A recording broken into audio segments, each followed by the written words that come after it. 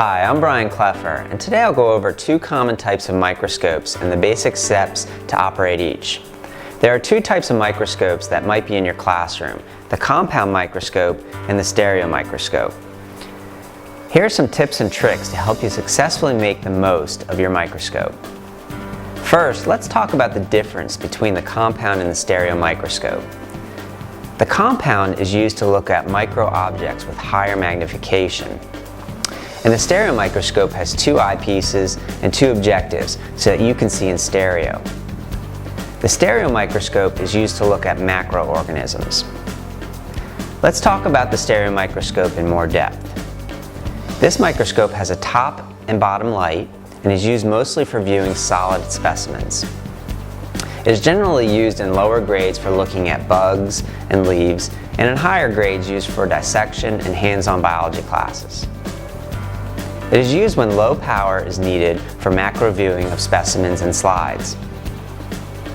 The different parts of the stereo microscope include the binocular eyepiece, the top and bottom lights, the illuminated bottom stage, large coarse focusing knobs, and the large working distance.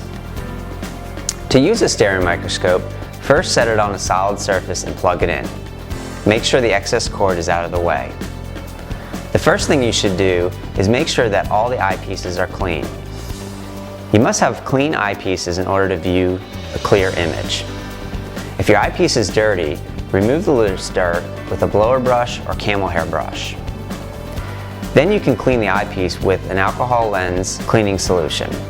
Remember, it's better to apply the liquid cleaner to a tissue, not directly to the eyepiece. To prevent your eyepieces and objectives from getting dirty or dusty, keep your microscope covered when it's not in use. This is the same procedure can be repeated for the objectives if they are also dirty. The objectives on the stereo microscope are recessed and are less likely to become dirty. Next, turn on your light source. If your specimen you're viewing is transparent, you'll want to use the bottom light. And if the specimen you're viewing is opaque or solid, you'll want to use the top light. Now place your specimen on the stage plate. It's time to adjust the microscope to your individual eyesight. The stereo microscope has two eyepieces. One has a diopter correction dial, which coordinates the left and the right eye together, since you use both eyes together to view the specimen. To view something under this microscope, you have a very large working distance between your objectives and the stage.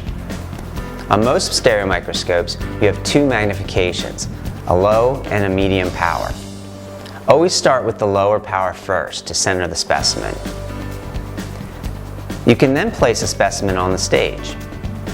Then focus your lenses by first focusing with the coarse focus knob.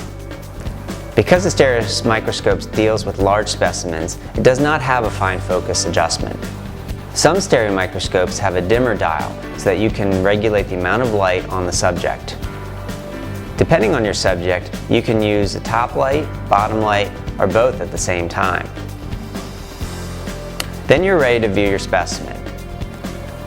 When you're done using your microscope, turn the power off. Remove the specimen, unplug the power cord, and cover your microscope with the dust cover.